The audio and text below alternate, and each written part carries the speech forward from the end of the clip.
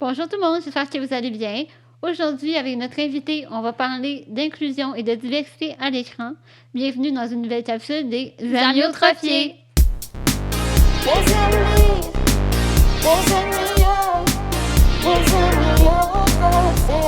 Avant de commencer la capsule, je vous présente le commanditaire principal des Amyotrophiés. Voici Kinova. Cette compagnie est marquée par la soif de répondre aux besoins des personnes vivant avec un handicap grâce à la robotique d'assistance. Pour en savoir plus sur Kinova, vous trouverez leur information dans la description. Sinon, écrivez-nous. Bonjour Amélie. Salut. Ça va bien? Ça va bien, vous autres? Ben oui, merci. Donc, si tu ferais juste commencer par te présenter. Donc, savoir t'es qui, c'est quoi ton travail. Ben, je m'appelle Amélie Dionne Martel, puis moi, je travaille en télé, je suis productrice en télé, puis je travaille pour Production Pixcom, je produis des émissions pour Radio-Canada, pour Télé-Québec, pour Ami Télé. Là, j'en oublie peut-être, mais en gros, c'est ça, là. Je fais de tout. Je fais du magazine, du documentaire, du quiz, OK. voilà. Puis en quoi consiste ta job exactement, mettons? C'est quoi les... Bien, exactement, c'est vraiment difficile à le dire parce que c'est pas... C'est beaucoup de choses. C'est beaucoup de choses, c'est beaucoup de chapeaux, mais entre autres, produire une émission de télé, c'est de prendre le projet au départ, puis de savoir aussi s'entourer des bonnes personnes, puis d'amener le projet à terme. Fait que c'est souvent, t'es comme la dernière personne à éteindre les feux, mais tu sais, c'est beaucoup, beaucoup de monde qui... Ben, en fait, t'as vu, t'es venu Ouais. à mes émissions. Ça prend beaucoup de monde pour faire une émission de télévision. Ouais.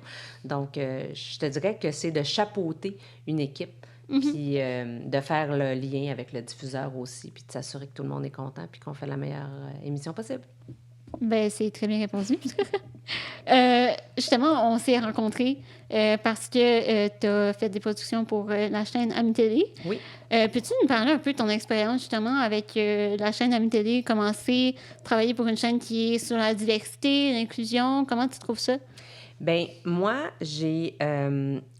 ce qui est plate, en fait, c'est qu'avant de faire des productions pour Ami Télé, je connaissais pas beaucoup ça. OK. Fait que je pense que, tu sais, déjà, je pense que c'est une chaîne qui mérite de rayonner.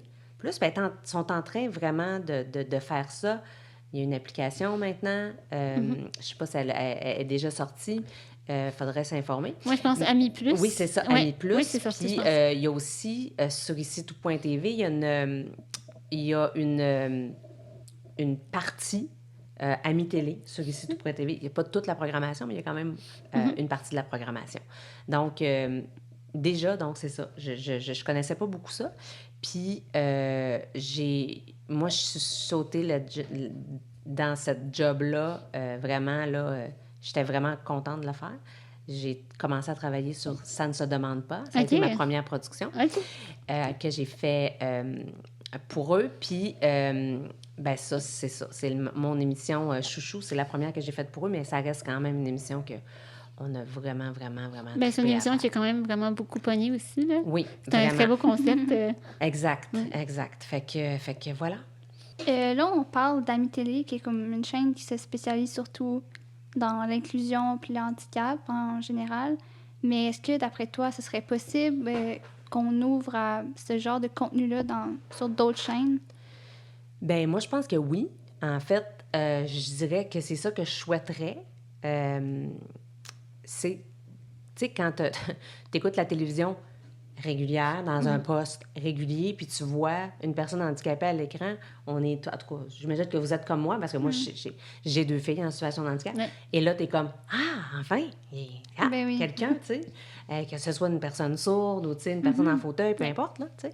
Fait que, oui, parce que, ben, je sais pas, la télé, ça supposait être le reflet de la société, puis c'est le fun qu'il y ait un diffuseur qui diffuse pas essentiellement parce qu'ils ont d'autres contenus aussi, mais comme des histoires sur les personnes en situation de handicap, mais je pense que ça peut intéresser d'autres mondes. Je pense qu'on peut mettre ça ailleurs que juste chez un diffuseur. Cela dit, ce diffuseur-là est très important. Oui. Mais oui, je pense que ça devrait être ailleurs aussi. Oui. C'est justement, on parle comme de chaînes télé comme Novo, TVA, Télé-Québec. C'est quand même rare qu'on voit justement des personnes là, en situation de handicap qui jouent un rôle, on va Dans dire... une fiction, là, ouais. pas un documentaire. Ou... Oui, exactement. Puis, tu sais, justement, à Mi-Télé, ça montre énormément de ça. Mais, tu sais, je trouve que ça devrait être ouvert plus aux autres chaînes, justement, comme Nouveau TVA, pour atteindre un plus grand public, tu sais, une plus grande auditoire, parce que, veut pas, ça fait partie de notre vie de tous les jours, là. Exactement. On est rendu en 2023, on est rendu qu'on veut donner beaucoup plus de diversité, d'inclusion. Ouais. Je trouve que ça devrait vraiment, comme tu dis, là, être partout maintenant, là. Oui, puis tu sais, on a des discussions aussi. Ça va devenir... C'est en train de devenir aussi dans des exigences à la production. Tu sais, au départ, il y avait une exigence de parité homme-femme dans des postes, les postes clés qu'on appelle en télé, donc les producteurs, les réalisateurs, les scénaristes et tout ça. Et là, ensuite est venue la diversité culturelle, mais là aussi, la diversité... Comment on l'appelle, celle-là? La diversité corporelle. Il y a eu la diversité corporelle aussi, mais là, bon... Mais c'est comme un mélange de plein de diversité, en fait, dans le cadre, tu sais. En tout cas, bref... Cette diversité-là, on comprend. C'est ça. Je pense que ça s'en vient aussi, tu sais. Je pense que on peut plus se fermer les yeux puis dire... ah ben non, des personnes handicapées à l'écran, ça met les gens mal à l'aise, tu sais, fait qu'on n'en mettra pas. Ben non, c'est pas ça. Au contraire, tu sais, il y a les personnes en situation de handicap, ils travaillent, ils vont à l'école, on devrait pouvoir en voir de temps en temps à la télévision, régulière, là, je parle, là, tu sais. Fait que oui, moi, c'est mon souhait, en tout cas. Quand j'écoute une émission de télé, puis il y a un personnage, je vais dire en fauteuil roulant parce que c'est l'exemple qui me vient, mais qui est en fauteuil roulant puis qui fait sa job ou qui fait son rôle, puis que c'est même pas expliqué pourquoi il est en fauteuil. Il est juste en fauteuil. On n'a pas besoin de savoir pourquoi. Ça fait pas partie de l'histoire. Là. J'aime ça. Ben oui, tout à fait. Que l'histoire ou l'idée principale, mettons, de la série tourne pas uniquement autour de l'handicap. C'est ça. Sans nécessairement ça, tu sais, exactement. Quand tu vois dans le temps des framboises, il y a un jeune, un fils qui a une surdité, tu sais, mais ça l'enrichit toute l'histoire, ça, là, tu sais. En tout cas, ouais. Puis, j'avais une question controversée pour toi que je voulais garder pour plus tard. D'accord. Mais là, ça tombe dans le sujet. OK, vas-y. Qu'est-ce que tu en penses, toi, des personnes qui engagent, justement, n'importe quelle production, qui engagent des personnes non handicapées pour jouer un rôle d'une personne en situation de handicap? Qu'est-ce que j'en pense? Ouais. Voici ce que moi, j'en pense. Puis, ça va être bien nuancé parce que c'est difficile d'être noir ou blanc. Oui. Il y a des fois que dans le cadre de la production, en général, ce qu'on demande, c'est d'avoir fait tout le travail nécessaire pour essayer d'avoir trouvé la personne qui a un handicap pour tenir le rôle. Ça devrait avoir été fait. Je pense que des fois, ça tourne les coins ronds. Je pense que oui. Cela dit, c'est quand même... dans le livre de bien faire les choses, ça devrait être fait. Maintenant aussi, peut-être que les conditions de tournage sont peut-être difficiles pour avoir vraiment une personne... mettons, je vais donner un exemple. Là. Une personne en fauteuil roulant motorisé, puis pour X raison, ce rôle-là et cette série-là a été pensée pour que cette personne-là soit à tel endroit, puis qu'à tel endroit, bien, ça se peut pas. C'est super poche, mais ça pourrait. Ouais. Mais je te dirais que comme dans n'importe quoi et dans n'importe quel... disons, la diversité culturelle, de la même manière que tu voudrais pas que quelqu'un qui est d'origine... ton personnage qui est d'origine espagnole puis qu'on prend totalement quelqu'un d'autre pour le jouer, ben ça fait... C'est dur à voir. C'est pas un peu ça que je disais dans la saison passée. Oui, c'est ça, exactement. On comparait, en fait, tu peux dire, Ouais. tu sais, ce que tu disais, tu comparais les personnes, justement, avant le Ouais. blackface. C'est C'est ça. ça, que c'est ça se ça, fait exact. plus, tu sais. C'est que ça se fait plus. Puis je te dirais que ça s'en va vers ça, Oui. tu sais, de donner la chance à tout le monde. Mais comme je suis aussi de l'autre côté, du côté du producteur, je Tu peux vois vous dire l'autre que côté des de la fois, médaille. c'est pas vraiment... c'est pas impossible, ça, c'est impossible, ça se peut pas. Mais c'est plus... Des fois, c'est difficile. Parce que si tu cherches, mettons, un casting spécifique, puis il faut quand même que la personne sache jouer aussi, tu sais. Ça, c'est sûr. Fait que Ouais. ça, tu sais, des fois, ça limite les choses. Mais de plus en plus, on le voit. De plus en plus, on le voit. Moi, j'aime pas ça quand je vois quelqu'un à l'écran dans une série d'ados. Je le sais que l'acteur, il est pas en fauteuil roulant, puis je le vois manipuler son fauteuil, puis je fais, ben non, c'est pas de même. Tu sais, puis là, moi, je suis pas en fauteuil, fait que j'imagine, vous autres, ça doit être comme, ben voyons Ben, donc. c'est Ou tu sais, justement, c'est un fauteuil sportif, ou que tu Oui. dis, ça se peut pas, ou c'est un Ouais. fauteuil de pharmacie, tu dis, ben non. Exactement, tu sais. C'est juste que nous, en tant justement que personnes handicapées, ben on sait comment manipuler un fauteuil. On a même justement le physique d'une personne handicapée. Si on Des a fois, des petits quand on voit... mouvements qu'on va faire. Exactement. Puis quand on voit des personnes, on sait clairement quand ils sont pas Ben oui, handicapés. c'est ça. Justement à cause de la Ouais. façon qu'ils promènent leur fauteuil. Puis comme tu dis, un fauteuil de pharmacie, ça paraît. C'est ça. C'est ça. Puis tu sais, Ouais. puis le contraire aussi, c'est, tu sais, l'autre jour, j'ai reçu un casting, ils cherchaient une jeune fille, une ado, tu sais, pour un rôle. Puis j'ai dit à mes filles, j'ai dit, voulez-vous le faire? Madeleine me dit non. Constance me dit, ah oui. J'ai aucunement nommé que la personne était en fauteuil roulant, mais on l'a mis dans sa fiche, puis tout ça. Puis elle a quand même été appelée pour faire l'audition. Elle a fait l'audition, puis bien sûr, elle n'a pas eu le rôle parce que ça fitait pas, mais moi, j'étais comme, ben si tu veux, on va le faire. Et s'ils veulent, si t'es bonne, ils vont adapter la production, peut-être. Ça se peut. Il faut essayer, tu sais.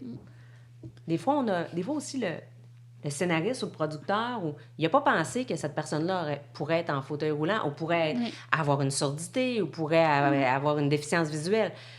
Puis là, ça se prête à ça, puis fait, ah, ben oui, ça pourrait. Ah, ben oui. C'est comme ça que ça arrive, c'est souvent. Oui.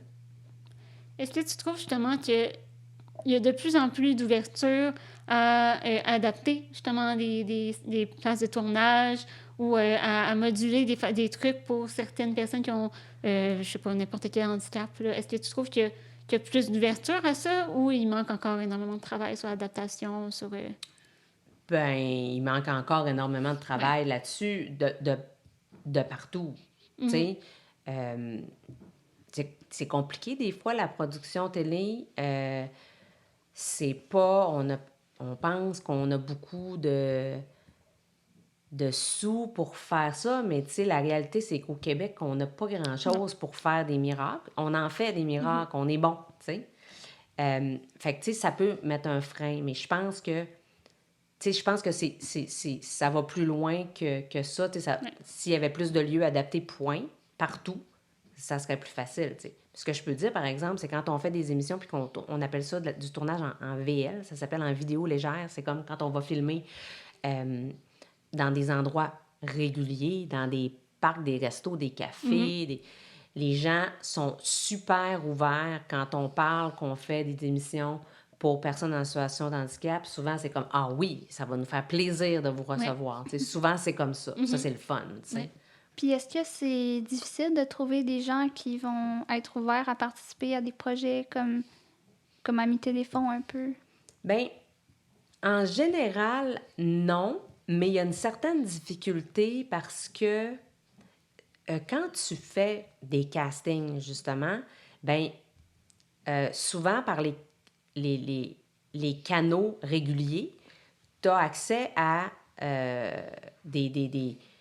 des gros répertoires, puis c'est facile d'aller chercher du monde. Mais quand tu as besoin d'avoir un casting précis, ça peut devenir difficile parce que, tu sais, on pense qu'avec les réseaux sociaux, on cible tout le monde, puis que si on fait un post, puis qu'il est public, puis le monde partage, c'est partagé super beaucoup, puis que tout le monde le voit. C'est pas vrai. C'est pas ça, tu sais. Il y a des algorithmes, puis les algorithmes font que des fois, ça se rend pas. Fait que quand tu tu as besoin de quelque chose d'extrêmement précis, souvent, il faut passer par les organismes.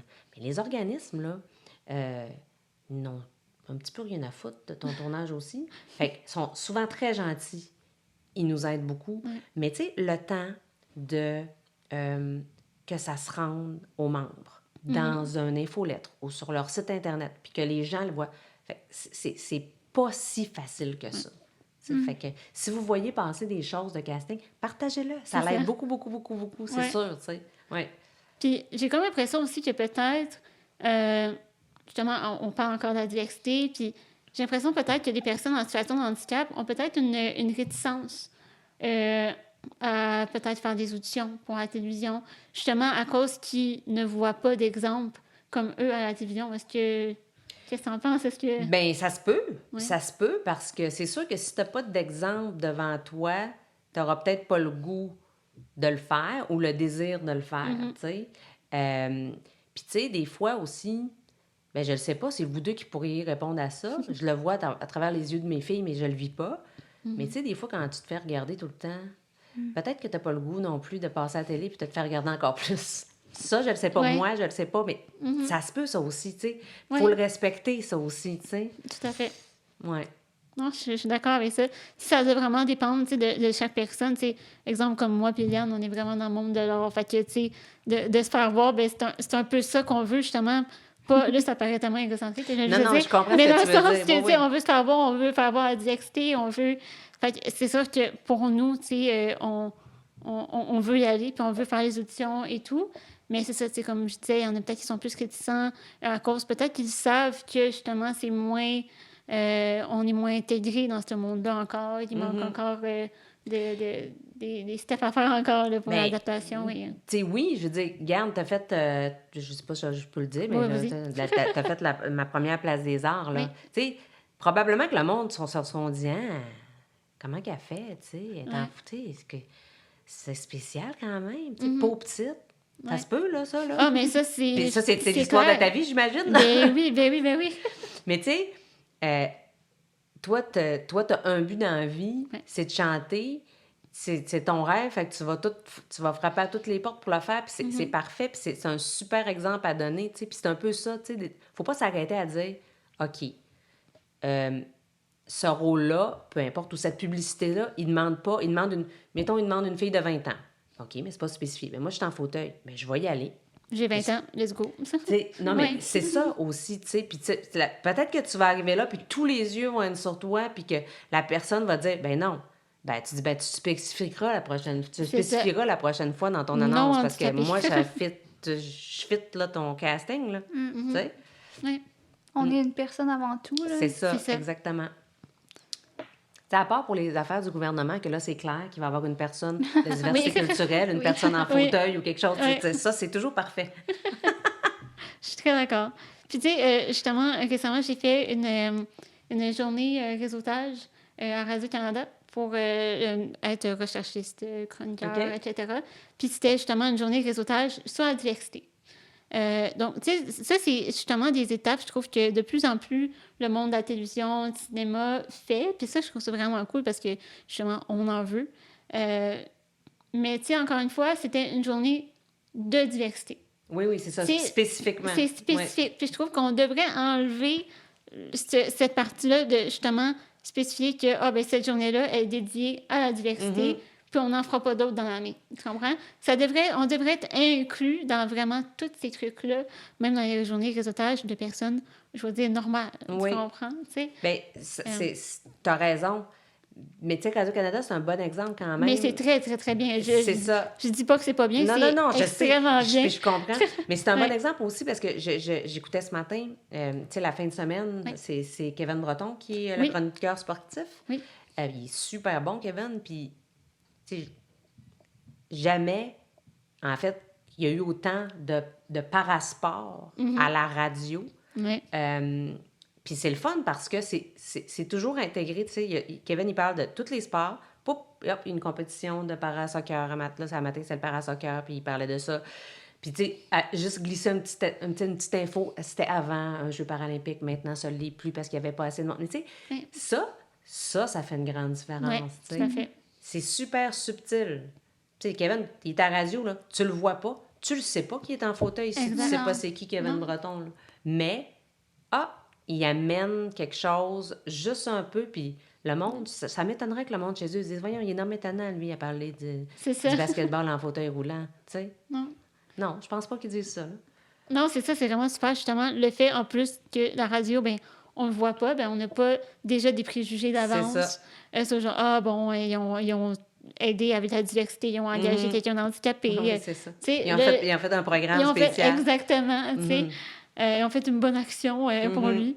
Sinon, justement, Radio-Canada, tu sais, je trouvais ça vraiment intéressant, ce qu'ils ont fait. Puis, justement, d'autres chaînes de télévision devraient faire la même chose qu'ils ont fait, je trouve. Là. C'est vraiment une belle initiative de leur part, je trouve. Donc, si on vient au départ de ta carrière. Oui, boy. Veux-tu vraiment aller là? Moi, je veux vraiment aller là. OK, parce que moi, je te dirais que c'est un chemin. Ben, c'est un chemin. Je veux savoir ce chemin-là, ça m'intéresse. OK, mais moi, si au tu veux départ... m'en parler. Je vais t'en parler certainement. Moi, au départ, là, je savais que je voulais travailler en télé. C'est tout. Moi, je viens de Saguenay-Lac-Saint-Jean. OK. Puis, fait que j'ai fait mon secondaire régulier, bien sûr. Puis moi, dans mon temps, parce que je suis plus vieille que vous autres, il n'y avait pas de programme d'art ou programme de communication, quelque chose. Fait que j'ai fait régulier au secondaire. Puis au cégep, j'aurais pu avoir l'opportunité d'aller faire ATM, Art et technologie des médias à Jonquière. Ce que plein de monde de partout font. Mais moi, qui étais juste à côté, j'ai fait... ça me tente pas tout de suite. J'ai le goût d'être avec mes amis encore, puis tout ça. Fait que j'ai fait mon cégep bien régulier en sciences humaines sans maths.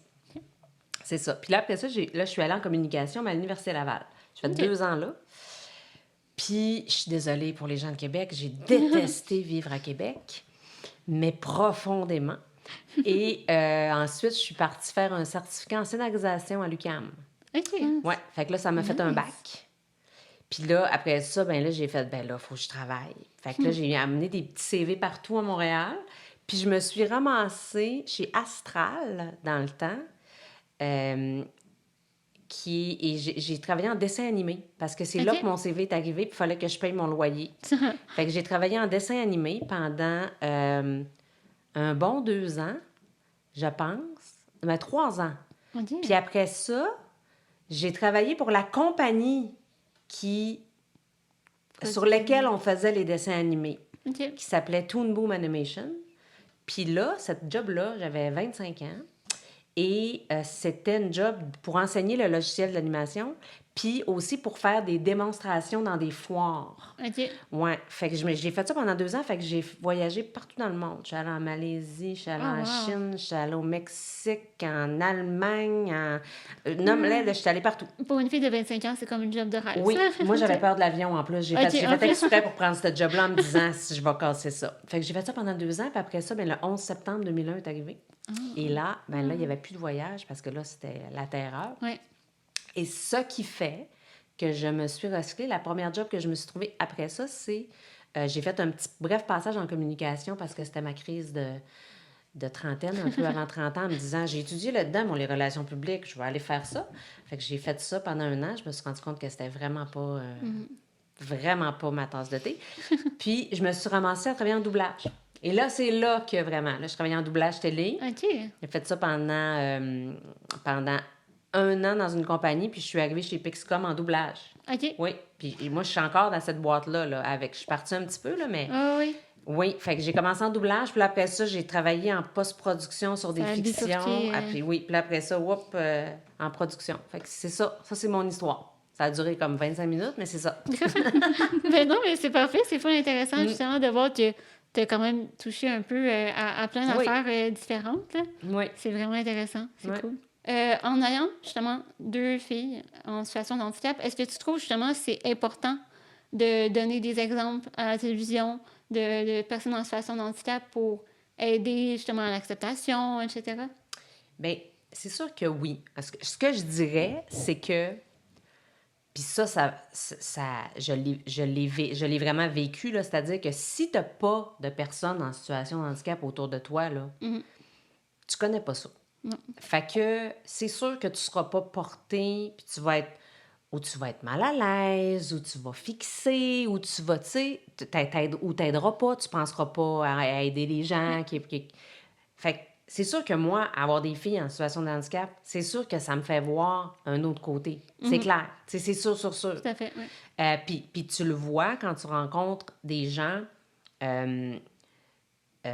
qui n'ont pas vraiment de personnes en situation de handicap autour d'eux, parce que si tu veux pas, il y en a beaucoup là, qui sont comme ça, là, tu sais. Puis c'est pas de leur faute. Là. Non. Ben, ils sont... Tu le vois, tu sais, ils ont plein de questions qu'ils voudraient poser, mais ils osent pas parce qu'ils ont peur d'être déplacés, puis tout ça. Puis tu sais, je pense que vous êtes un peu... À part quand un inconnu te dit quelque chose, là, mais tu sais, quand quelqu'un te connaît un peu, c'est sûr qu'il y a une curiosité, puis que c'est bien mieux de se faire poser des questions, puis de dire comment c'est la vie, Ouais. que de laisser l'autre un peu dans son imaginaire, puis de se dire, eh ben, Exactement. tu sais, Ouais. fait que je dirais que c'est un peu la même chose, tu sais. La diversité à l'écran, elle a besoin d'être là, parce que les gens ils ont besoin de comprendre que c'est pas parce que tu es en fauteuil que tu n'es pas intelligent.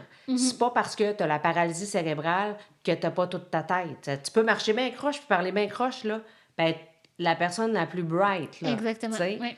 Puis c'est pas parce que tu n'entends pas que tu peux pas travailler. En tout cas, il y a plein... Je pourrais donner des exemples à n'en plus finir, mais oui. Oui. Donc, ça a besoin... C'est quelque chose de super important. C'est comme, tu sais, on va en revenir encore, mais la diversité culturelle puis corporelle, tu sais, je veux dire, ben là, je vais dire le mot gros parce que j'ai fait une émission sur les gros, puis ils m'ont dit qu'ils voulaient se faire appeler gros. Mais des gros, il y a des personnes, là, qui sont grosses, là, il y en a, là, dans notre entourage, là. Oui. Ben il faudrait qu'il y en ait à la télé aussi, là. Exactement. Tu sais, c'est normal, là. Tu sais, c'est vraiment pour toutes les sortes de diversité, en fait, là.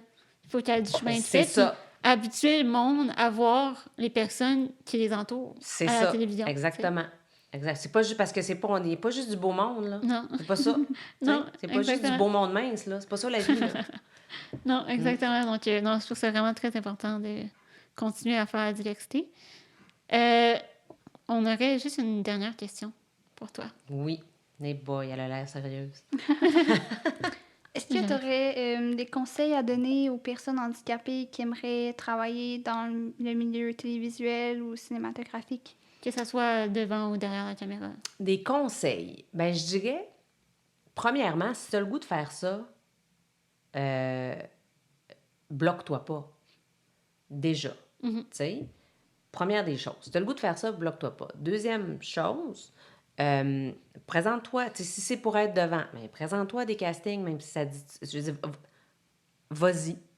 Parce que des fois, le producteur ou le réalisateur n'aura pas pensé de mettre une personne avec un handicap à l'écran, puis finalement, ça va peut-être lui donner l'idée. Peut-être pas pour ce rôle-là, peut-être que tu l'auras pas, mais tu vas peut-être en faire débloquer d'autres, Oui. tu sais. Fait que donc, faut pas s'attarder à ça. T'sais, il demande un fauteuil, non. Ou il demande ça, non. Tu peux y aller, tu sais. Puis pour travailler en télé, je pense que c'est d'être honnête. C'est-à-dire, regarde, moi, j'ai le goût de faire ça. Voici ce que je peux faire. Oui. Voici ce qui est difficile pour moi. Puis, tu sais, on peut-tu trouver un terrain d'entente? Parce qu'il y a ça aussi, tu sais. On parle de handicap, mais un handicap, des fois, ça vient avec des limitations, tu sais. Oui. Mais des limitations, c'est important de les définir puis de savoir, tu sais, parce que, tu sais, c'est comme dans n'importe quoi, un travail, c'est un travail. Si la personne a besoin d'aide pour faire 40 heures par semaine, vraiment parce qu'elle est débordée, puis que la personne en situation de handicap veut venir travailler, mais qu'elle n'est pas capable physiquement, de dire, ben, elle peut être honnête. Peut-être qu'il y a 2 personnes qui peuvent faire la job, puis ça marche aussi, tu sais. Fait que je pense que l'honnêteté, dans la capacité de ce que tu es capable de faire pour ton travail, tu sais. Ouais. Puis aussi, d'être capable de se vendre aussi, de dire, regarde, hey, c'était peurant, là, mais moi, je suis le fun, je suis travaillante, j'ai des contacts, ou peu importe, là, tu sais. Puis, tu sais, je suis pas juste un fauteuil, tu sais. Ben, c'est très bien. Comme tu dis, je pense que le fait de parler tout de suite puis de dire c'est quoi tes limitations, mais probablement l'employeur va trouver ça nice de déjà savoir au prime abord c'est quoi tes limitations, comment on peut arranger le travail en tant que tel, tu sais. C'est ça, exactement. Puis ça va donner plus d'opportunités, j'ai l'impression. Là. Ben Tu sais, oui. Tandis que si tu dis rien, tu dis juste « Ah, ben j'aimerais faire ce job-là », ben probablement que l'employeur va être un peu comme réticent à savoir si « Ah, ben là, il peut-tu faire ça, il peut-tu pas faire ça ». Tu sais, c'est bien de déjà tout donner comme information, puis Oui. t'as plus de chances Ben, rendu là.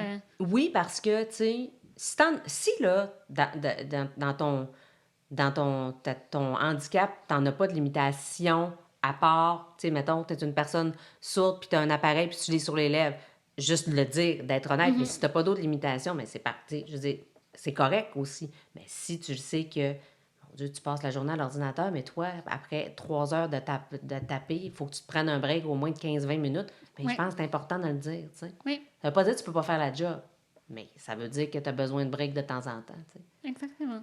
Voilà. Ben, c'est un très bon conseil. Merci Voilà. beaucoup. Ça fait plaisir. Donc, c'est déjà tout pour notre capsule. C'est le fun. C'était le fun, hein? Oui. Je sais, j'ai aimé ça moi aussi. Très contente que tu aies accepté. Ben, j'étais super contente de venir, vraiment. J'étais contente de te rencontrer, Liane, parce que je Ben t'avais oui. jamais rencontré. Oui, c'est vrai. Liana, je la connaissais quand Ouais, même c'est ça. de plusieurs fois. Oui.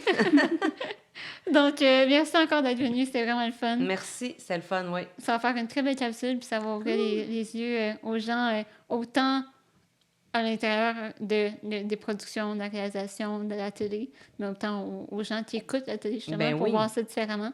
Donc, merci beaucoup d'en avoir parlé. Fait plaisir, merci. Et à bientôt. À bientôt. Is it your